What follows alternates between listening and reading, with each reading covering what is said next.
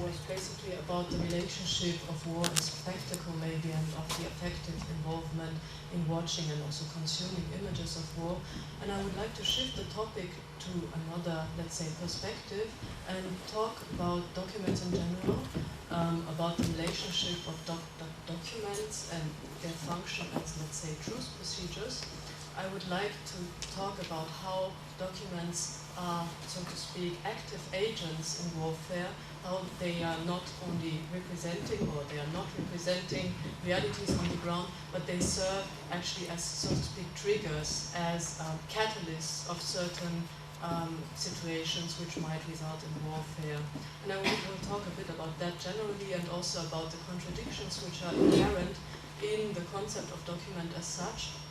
And then later end with a short description of a project we are currently working on to show you how I'm trying to make these contradictions work, which I'm going to talk about in a moment. So the general question I would like to ask in the beginning is, what is truth, how is it produced, and how do notions such as the document, fact, or testimony relate to that?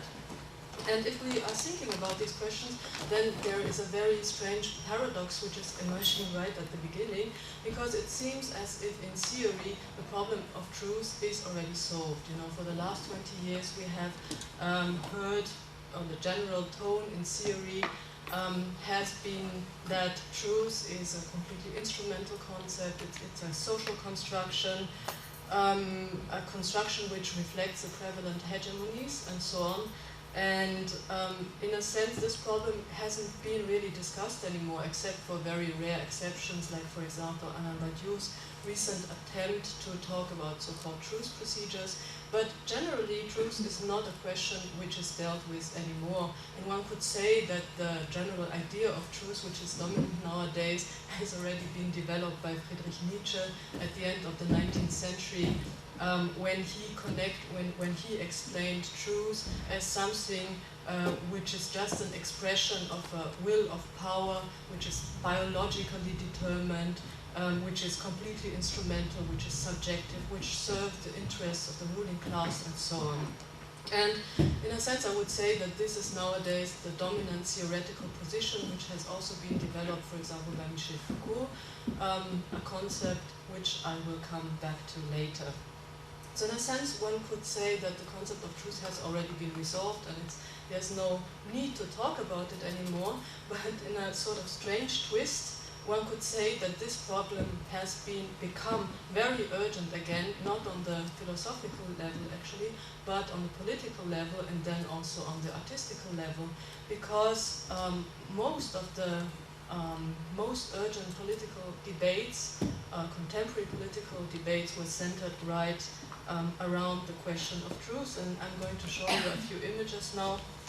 I mean, all of the controversies surrounding the war in Iraq, the reason why the war in Iraq was started, the allegations of falsification of document, of misinterpretation of document, and so on, have triggered and have shaped most of the recent contemporary political debates. And of course, this is a picture from a demonstration in London in, I think, 2003, shortly before the Iraq war began. And Blair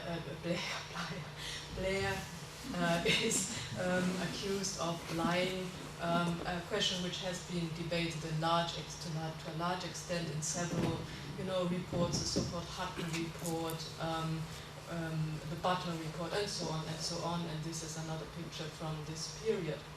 So one could say that through this discussion of truth, the Nietzschean concept of truth has been confirmed. Truth nowadays is seen as something which is completely instrumental, which is malleable, which is something like a tool in the hands of the powerful, and which can be shaped accordingly, something which can be used as a weapon, and something whose modes of production can be changed according to will. And thus, one could say that the contemporary political problem of truth seems to be a paradigmatic instance of what Michel Foucault called the politics of truth. Now, what does it mean? What does the politics of truth mean? And it means something really simple. It means that you shouldn't look for a certain truth which is expressed through politics, but it's the other way round. There is a politics which is involved in the production of truth. It's very simple.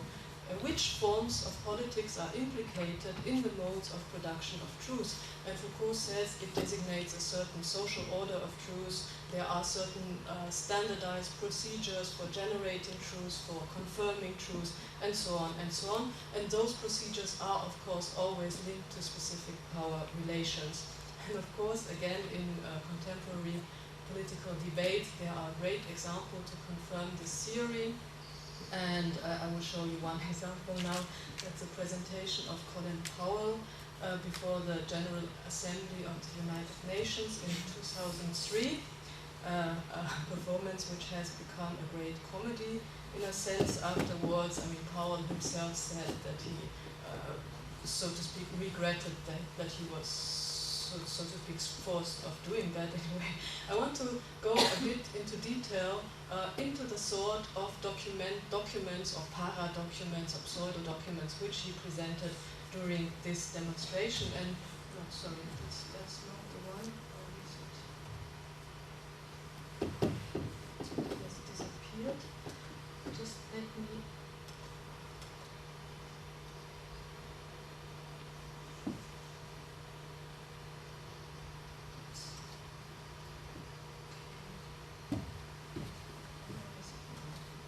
Okay, I'm sorry, it will take a second to get the picture.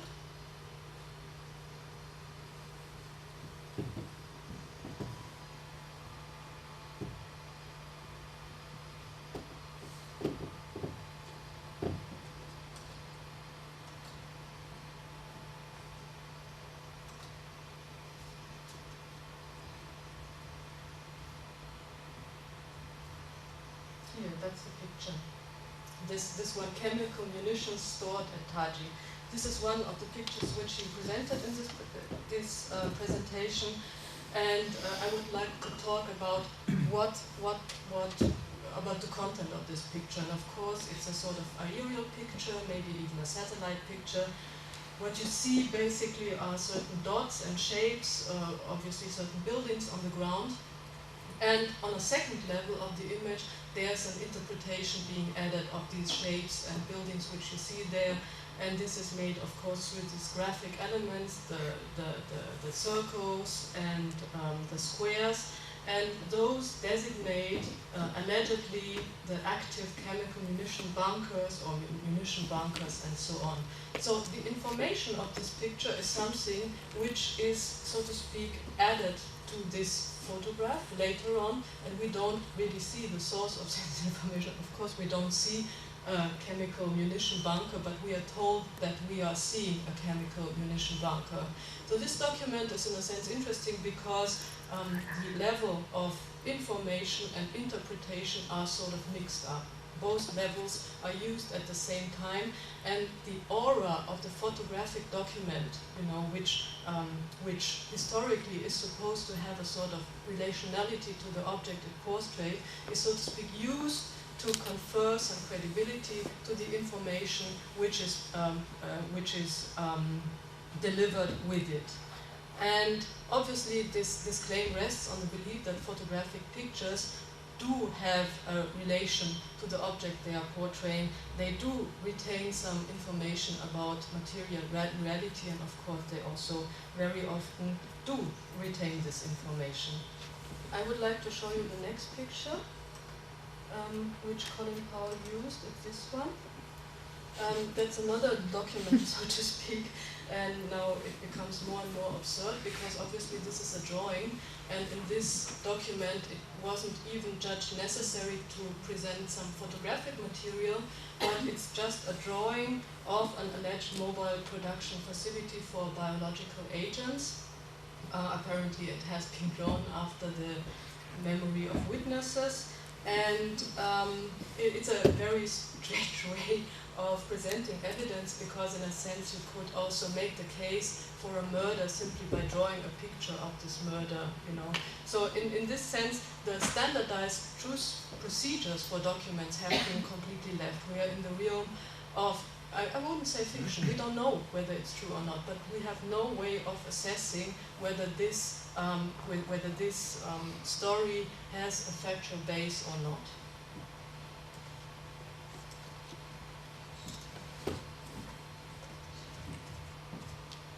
Yeah, that's the next picture. And these are subtitle plates, which were also presented during this presentation. Subtitle plates, which allegedly are transcriptions of telephone calls which were made between certain military people in Iraq, which are supposed to confirm the existence of WMDs. And in these examples, obviously, the chain of referentiality is broken down even more. Of course, we have no evidence whether these telephone calls have taken place at all, or whether they were staged, or this information is lacking. But of course, I mean, what these subtitles do not even really deal with the existence of WMDs, so it's a very strange piece of evidence indeed, and that's another one.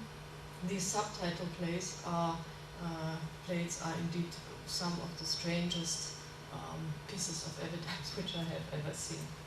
Okay, now in a sense this presentation is a sitting duck. It's very easy to make fun of it, but in a sense it can serve to prove how documents are being used in contemporary warfare, because these documents do not really represent anything, or it has been shown that they do not represent anything real, but in a sense they were very real, or they served to establish new realities on the ground, since they acted, so to speak, as catalysts of a situation, as triggers of a situation. They produced a reality instead of representing it, and that's the interesting thing with this sort of documents, I would say. I'm not sure even if one can call them documents, but anyway, these items. And in a sense, as I said, it's very easy to make fun of this presentation, but the most challenging question is yet to come, because if, these documents serve to prove again that all documents are constructions and they do not really prove anything, then how comes that we know, or we believe that we know, that there were no weapons of mass destruction after all in Iraq? Because this has been shown and we believe it, but how come we believe it? And I would like to show you. I think that Boris stole my pictures. Maybe they are going to appear in the next talk. Let's see. Okay, that's what I wanted to show you. It's an organization chart of the so-called weapons inspectors organization. In a sense, what you see is a very complex truth procedure, a mode of producing documents, of establishing facts, and so on and so on. And you see that this chart somehow tries to map out how they are producing their documents, how they try to establish facts. And of course, it looks like a more, so to speak, scientific truth procedure. There are several ways of collecting and assessing evidence, on-site inspections, photography, testimonies of witnesses, analysis, information from outside sources, and so on and so on. And all of these levels are linked to each other so that you get some sort of check and balance method of establishing and trying to establish facts. And it seems, I mean, at least on the first glance, like a more reliable method of establishing evidence than those documents we have seen before. So what does this mean now for our question whether there is truth? It means one very important thing, because even if, as I said in the beginning, even if all politics of truth are sort of instrumental, if they are dependent on power relations and so on, it seems that there are some technologies of truth, some modes of productions of truth, which are, so to speak, more likely than others to give a coherent pictures of reality. And reality seems to be something which does in fact exist and which is not completely dependent on social constructions of how we perceive it. And any other opinion wouldn't be capable of establishing a difference between the different types of documents I have shown you, and and there wouldn't be any base of challenging this instrumental concept of truth, which is displayed by, let's say, Tony Blair, or in this presentation by Colin Powell and others.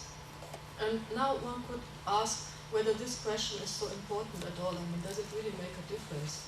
One could ask. I would say, sure, it makes a difference. For example, in this war in Iraq, 100,000 people were killed. But there are, of course, also there are many instances why this really makes a difference, and why we have to ask this question about truth over and over again, and why we have to keep this notion of the document under suspicion. And I would like to show you another picture. I hope it's there. And I would like to discuss why thinking about documents is very important nevertheless. It's this picture. I will tell you in a minute what it's about. This is one example which I took from a text of a French art historian called Georges Didier-Berman. I think this text has not been translated yet into English. In French original it's called Image malgré tout, or in English something like Picture against all odds. And in this text he takes up the example of only 4 photographs which were taken of the concentration camp Auschwitz by inmates, that is by people who were prisoners of Auschwitz. Because at a certain point members of the resistance, Polish resistance, decided that they needed visual information to inform the outside world about the crimes which were going on there, and they set up a very complicated plan to smuggle a camera inside the camp. And they also smuggled a little piece of film hidden in a toothpaste inside the camp, and then a very complicated plan had to be organized for somebody to take those pictures. The guards had to be diverted and so forth. So these pictures were made under actual threat for life, one could say. And these are the only 4 pictures which were not taken by the Germans from this camp, since the paradoxical fact is that a huge number of pictures of this concentration camp exists, but none of them would actually show this type of crime. These were pictures which were taken by the Germans. There's a large section which deals with the architecture of Auschwitz. Auschwitz appears as a very nice and orderly place, with clean roads and nobody inside. So this is a whole other form of visuality in these other pictures. And visibility, of course, was completely policed inside this concentration camp. It was forbidden, of course, to take any photographs, as anyone would instinctively guess. So let me now come back to those pictures. There were 4 pictures in total, and only 3 of them showed some content which was identifiable.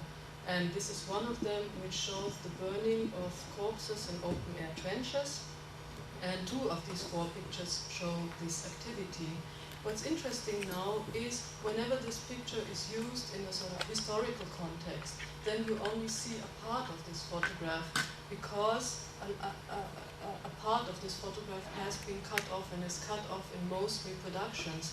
And this part of the photograph shows just a dark frame which is surrounding this picture. So in a sense, one could say it's not very important detail. You can cut off the frame. I mean, it doesn't add any information. But as Didier-Berman argues, this frame is the shape of the door of the gas chamber, which you can see. And it's a very valuable detail, and it provides a lot of information because it tells us the perspective from which the photo was taken, and the only place from where it could be taken is, so to speak, the inside of the gas chamber, because there was nobody inside at that moment.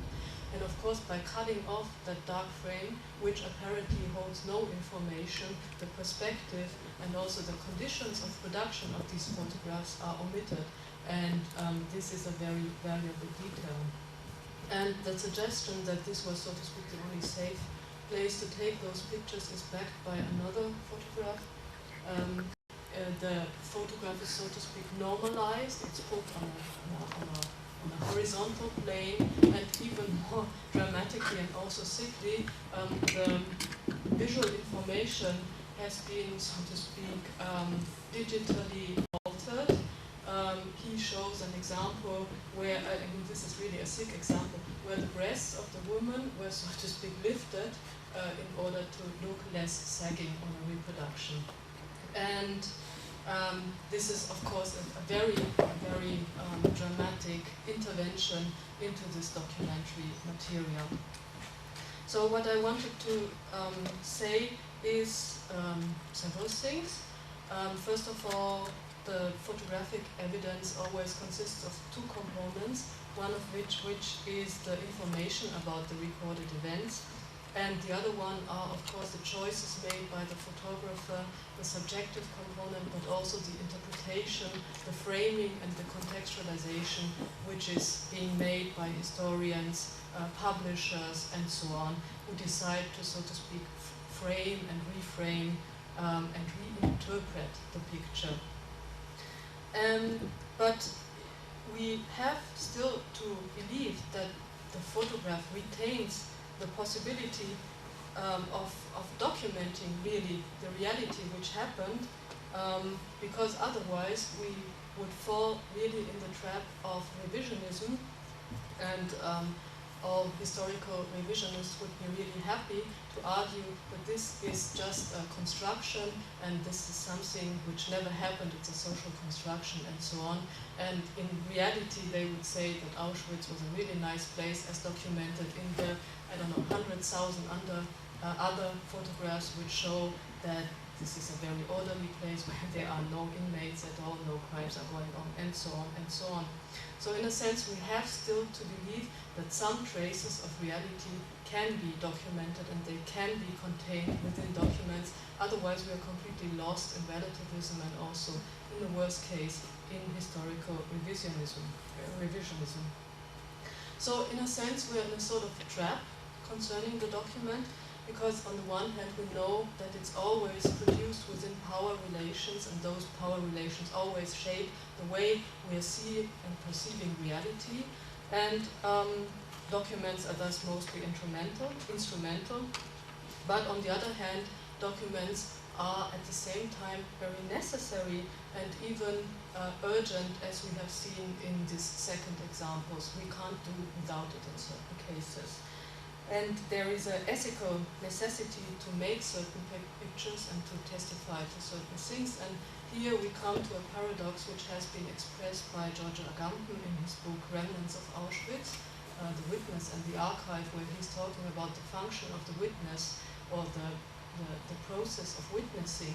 And he says that witnessing is constituted, that's it, by a structural paradox. And the paradox is that, according to him, a witness can never relate the whole truth. It's impossible, especially in this case of Auschwitz, because the real witnesses, according to his opinion, or Primo Levi's opinion, are the ones which are dead already and they can't speak anymore. But any other witness is not a real witness. But on the other hand, those witnesses have to talk and they have to testify. That's also a necessity. And according to him, witnessing is precisely the activity of testifying to the impossibility of the testimony. So that's witnessing according to him. It's necessary, but the only thing which can be testified is really the impossibility of testimony. And it has to be done, otherwise we are completely lost in relativism, or worse, revisionism. I would like to talk now about a project which tries to articulate this paradox, and I'm going to talk about this picture later. I just feel very uncomfortable in, leaving this picture there. Anyway, about a project that we have currently been working on in Sarajevo, and which tries to articulate this paradoxy of the document and of those contradictions which are inherent in this format. And it's a project which is called Before Things Last, which is a subtitle of a book by Siegfried Krakauer. The title of the book is History, subtitled Before Things Last, and there he tries to talk about those things which are not the last things, but things before the last things, which are very modest things, very little things, very, so to speak, everyday things. And in a sense, this project also deals with this sort of very modest and very small things.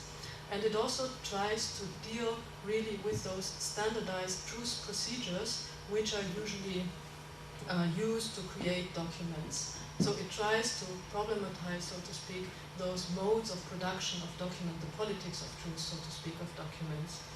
And it also deals more or less, I would say, implicitly with warfare, or maybe also explicitly, but not in the sense that you can actually see anything. What we have tried in this project is to reconstruct certain objects which were lost during the war. Modest objects, just very banal objects, by using the memories of two different witnesses. And one witness relates his or her memory of the witness and of the object, and the other witness relates another memory, and both of these memories are being drawn by a police drawer, and of course independently. And then we end up with two pictures of the object, which document, so to speak. It's not really clear what they document. They don't document the object, maybe they document the loss of the object, or maybe they document the sort of ambivalent status of the memory of the object. And the finished project will consist of a double video projection, where on one screen we have one version of the drawing, I mean in real time, so to speak, and on the other side the other version of the drawing. Anyway, I would like to talk about one example of an object which has been lost in war, and it has been lost at the Sarajevo Film Museum. And this film museum is a very interesting institution. If you ever happen to be there, go there. It's a classical municipal institution which shows art films, and which is due to a lack of funding absolutely run down. But they made really heroic efforts to restore their stock and also their screening facilities and so on after the war, because during the war it was hit by grenades twice, and the film stock was either burned during those bombings, and the rest of it was used for heating during the winter because it was so cold, and those film prints do burn very well. So at the end of the war there was hardly any film stock left, but they really made great efforts to restore their whole stock, and actually they managed, with the help of other film museums of the region, to reconstruct almost all of their stock, except for 3 films. And those 3 films are the one which we are dealing about. Those 3 films were lost. I'll just tell you what sort of films they were. They were parts of a film journal, which is a series of films which is screened usually before the projection of the real film, made in 1947 after World War II, and these were, so to speak, the first film journals ever made in Bosnia and Herzegovina after the war. And the first and the second installment were lost, and also the 20th or something like that. And those films remain missing. They cannot be reconstructed because the original has been destroyed, and I will tell you now how they were destroyed. Those films were shot on nitro stock, which is an old type of stock which burns really easily. And for that reason they had to be stored in a bunker outside of the city, in a film studio, a so-called safe place, which absolutely wasn't safe at all, because already in the first days of the war that film studio became a no man's land, and it was basically located, it was the front, and the film studio itself was a no man's land. And that situation was maintained during the whole war. And this bunker I was talking about, where the film was stored, was accessible from both sides, paradoxically, and apparently somebody from the Serbian side of the front tried to evacuate the films and to get them to a safe location.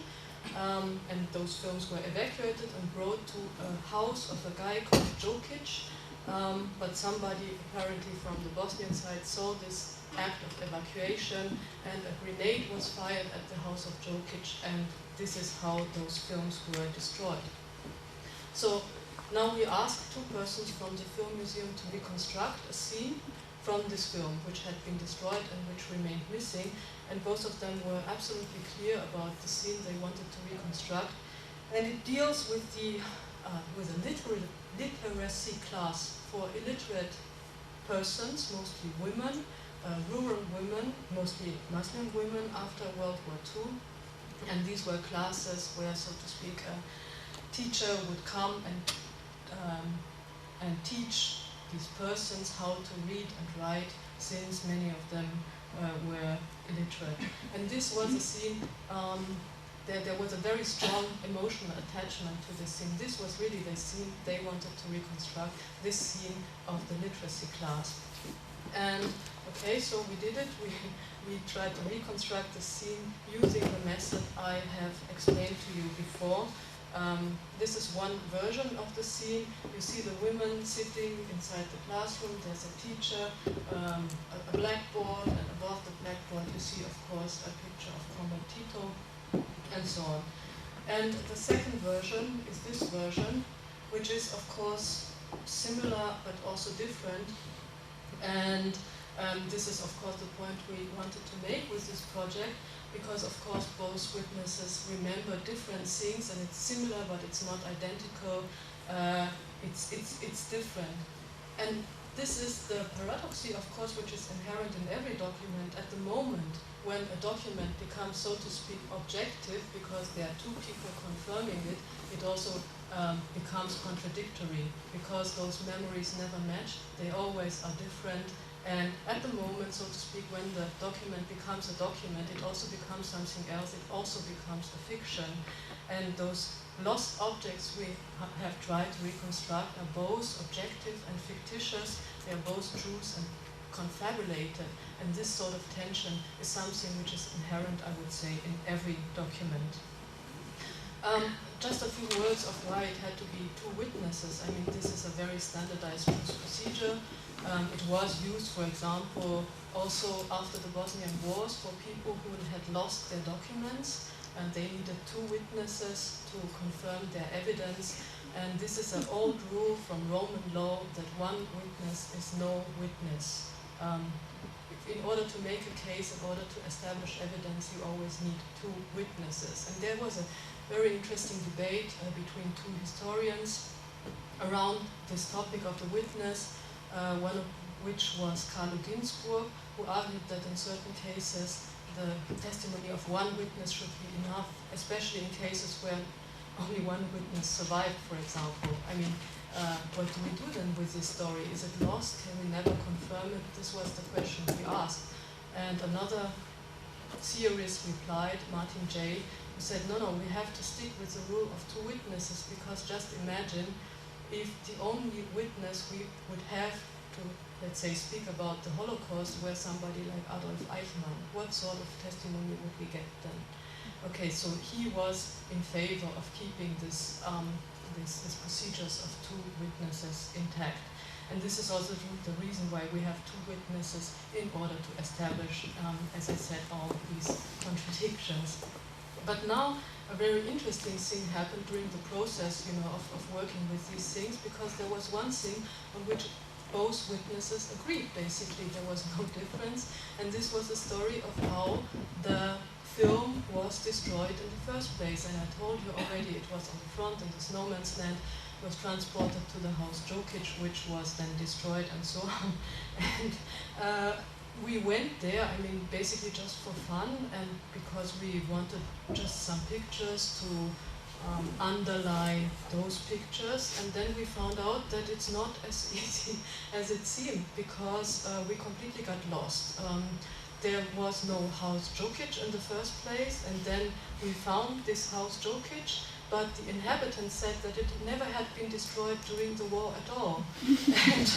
and then we met by chance the last worker of the film studio. Maybe there's 2 or 3 others left. There was 300 before the war. Never mind. He said that he was among those who evacuated, all films from the film archive at a time where the fighting was already going on, and he didn't believe the story at all about the house Jokic. He said this is pure propaganda, and all those prints are probably hidden somewhere in Belgrade and so on. Anyway, we met lots of these people, and everybody told us a new story, and we got completely confused about this story. And then we asked ourselves, okay, where did we hear this story? I mean, we tried to track back our own sources, and we heard the story during a meeting the person who told us the story was the director of another film museum, which is only 20 kilometers away from Sarajevo, which is the director of the so to speak, Bosnian-Serbian Film Museum, which is another institution which, of course, has been created after the war. And he told us this story during a meeting with the director of the Film Museum of Sarajevo. And this was the first time those persons ever met, 10 years after the peace. And in fact, they used this project for meeting each other. And the situation was quite tense in the beginning, but relaxed after a certain while. And then we realized we didn't tape this conversation because we didn't think we would use it at all, or we would need it. We had no document, so we decided to use this method of truth production on ourselves and to have the police draw our own memories of that meeting. And of course, that's not the one. These pictures are also dramatically different. Here you see those people sitting around the table, and this is my recollection. You will see that Boris' recollection is completely different. The order of persons is different around the table and so on. Please note the chairs. I don't know where these chairs are out of a science fiction film. Mine are completely different. And of course, I am in this picture, and I did a very interesting thing. I drew a situation where I am not present. I should be sitting there. The question is, how did I witness it if I wasn't there, and so on. Anyway, so you see that by pushing this method further, the story gets more and more confusing, and we realized that we weren't able to establish, so to speak, our own sources or the own basis of facts we were actually working on. And then the situation got even more, let's say, complicated, because we found out that the person who had actually the most, let's say, intense story was the person who was drawing the pictures. He didn't say anything for a long time, and then he started to tell his story. And I'm not going to tell you this story because it's too long and too complicated, but just a very short version. He was living in Prijedor with his family. He was he belonged to the last Muslim family which was still living there after heavy so-called ethnic cleansing. He escaped. He was 11 years old at the time, in the trunk of a car, and he went to a refugee camp controlled by the United Nations of that state, and his most vivid memory was this one which he drew for us, and which is another classroom, a classroom which represents the situation that in this town they were interned. The pupils got 1 day off school in order to go out and to throw stones at the refugees. And this is what's written down on the blackboard in very wrong Cyrillic writing. It says, children, there's no school today. And what I wanted to say is, by using this and really sticking with this standardized and really almost forensic and police method of reconstructing memories, of establishing documents, of establishing facts, we sort of made complete deviations. We went from one picture of a classroom the one, for example, this one, which relates to World War II, or to the situation after World War II, to a completely different one which relates to the more recent war. And this was, so to speak, the process of production which we followed through in this project. And yes, I just wanted to add, we found this house of Jokic after a few days. So, I mean, we were walking all over the place and we found it. It was in a completely different location than the one which they had indicated, but the story was completely true. It just was in a completely different place. After being to, I mean, we found out that there are about 50 houses of Jokic in this area. And after going to at least half of them, we found the real house Jokic, which was destroyed. And we also found destroyed film boxes, and it's very likely that this film really has been destroyed there. But let's say getting lost on the way with this truth procedure was maybe the more interesting thing, because maybe this unleashed, in a sense, the creative side of the document, which is also always inherent in every document, and which is only activated if the document is, so to speak, kept under constant suspicion. And I have said before that there's always an element of fiction, which is inherent in every process of making documents. And I tried also to say that this element of fiction can go wild. It can produce items like, for example, this Powell presentation or the claims of Tony Blair, and so it can produce completely fictional documents which can have disastrous consequences. But on the other hand, this element of fiction is also capable to oppose, or at least to call into question, those standardized truth procedures, those politics of truth I have been talking about, which are to a large extent determined by power relation. But this only works if one really works within this paradoxy I have named, the one which Agamben has, so to speak, focused in his book, Remnants of Auschwitz, which is that he really tried to say that it's necessary to testify to the impossibility of the testimony. Although it's impossible to testify, it's at least necessary to go ahead and try. And this is, I would argue, the task of the document. Thank you.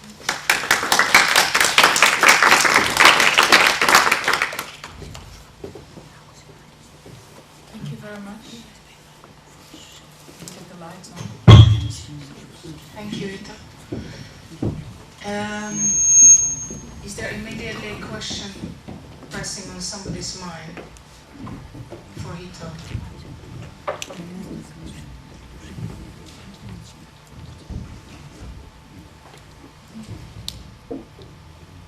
If not, shall I suggest 10 minutes break? There's some drink upstairs. You're welcome to grab something. And I would suggest that we meet here at 6. That's in 10 minutes time. Thank you for now.